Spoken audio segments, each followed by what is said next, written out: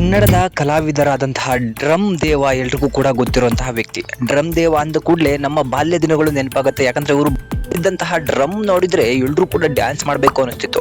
ಅಷ್ಟೇ ಅಲ್ಲ, RCB ಒಂದು ಮ್ಯಾಚ್ಗಳು ಇದ್ದಾಗ ಸತತ ಇವರೇ ಆ ಒಂದು ಮ್ಯಾಚ್ಗಳಿಗೆ ಹೋಗಿ ಅಲ್ಲಿ ಅಭಿಮಾನಿಗಳ ನಡುವೆ ನಿಂತ್ಕೊಂಡು ಡ್ರಮ್ಗಳನ್ನ ಬಾರಿಸ್ತಿದ್ದು.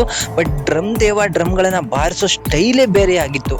ಬೇರೆಯವರ ರೀತಿಯಾದಂತಹ ಒಂದು ಸ್ಟೈಲ್ ಇರಲಿಲ್ಲ, ಅವರದೇ ಒಂದು ರೀತಿಯಾದಂತಹ ಸ್ಟೈಲ್ ಇತ್ತು. ಸೊ ಇವರು ಸಾವಿರಾರು ಚಿತ್ರಗಳಲ್ಲಿ ಡ್ರಮ್ ಅನ್ನ ಬಾರಿಸಿದ್ದಾರೆ. ಅಷ್ಟೇ ಅಲ್ಲದೆ ಇವರು ಜಿ ಕನ್ನಡದ ಒಂದು ಏನು ಸಂಗೀತ ಕಾರ್ಯಕ್ರಮ ಬರ್ತಿತ್ತು ಅದರಲ್ಲೂ ಕೂಡ ಜೂರಿ ಮೆಂಬರ್ ಆಗಿ ಗುರ್ಸ್ಕೊಂಡಿದ್ರು.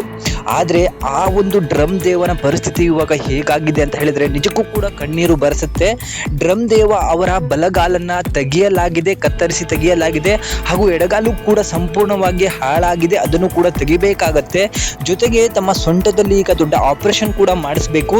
ಜೀವನದಲ್ಲಿ ತುಂಬಾ ಕಷ್ಟವನ್ನ ಅನುಭವಿಸ್ತಿದ್ದಾರೆ. ಸತತ 3 ತಿಂಗಳಿನಿಂದ ಈಗ ಇವರು ಆಸ್ಪತ್ರೆಯಲ್ಲೇನೆ ಚಿಕಿತ್ಸೆ ಪಡಿತಿದ್ದಾರೆ. ಪಾಪ ಕಾಲನ್ನ ಕತ್ತರಿಸಿ ತೆಗೆದಿದ್ದಾರೆ, ಈಗ ನಡೆಯೋದಕ್ಕೂ ಕೂಡ ಆಗೋದಿಲ್ಲ. ಡ್ರಮ್ ದೇವರ ಎನರ್ಜಿಯನ್ನು ನಾವೇನು ಡ್ರಮ್ ನುಡ್ಸೋದ್ರಲ್ಲಿ ನೋಡಿದ್ವಿ ಅದು ಸಂಪೂರ್ಣವಾಗಿ ಈಗ ಕಳ್ಕೊಂಡಿದ್ದಾರೆ.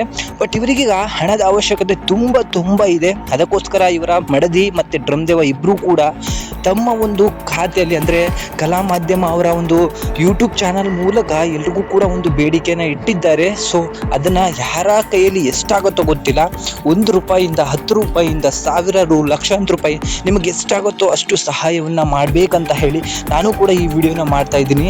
ಯಾಕಂದ್ರೆ ಬಾಲ್ಯದಲ್ಲಿ ಅವರು ನುಡಿಸಿರುವಂತಹ ಡ್ರಮ್ ಸೆಟ್ ಇಂದ ನಾನು ಕೂಡ ಕೊಂಡಾಡಿರುವಂತಹ ಒಬ್ಬ ಮನುಷ್ಯನಾಗಿರೋದ್ರಿಂದ ಯಾರ ಕೈಯಲ್ಲಿ ಎಷ್ಟು ಸಹಾಯ ಆಗುತ್ತೋ ದಯವಿಟ್ಟು ಎಲ್ಲರೂ ಕೂಡ ಡ್ರಮ್ ದೇವ ಅವರಿಗೆ ಸಹಾಯವನ್ನ ಮಾಡಿ.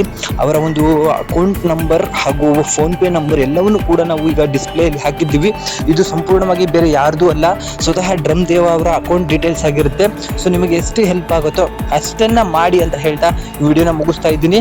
ನೋಡೋಣ ಕಲಾವಿದರಿಗೆ ಸಹಾಯ ಮಾಡೋದು ಎಷ್ಟು ದೊಡ್ಡ ಮಟ್ಟಕ್ಕೆ ಆಗತ್ತೆ ಅಂತ ಹೇಳಿ.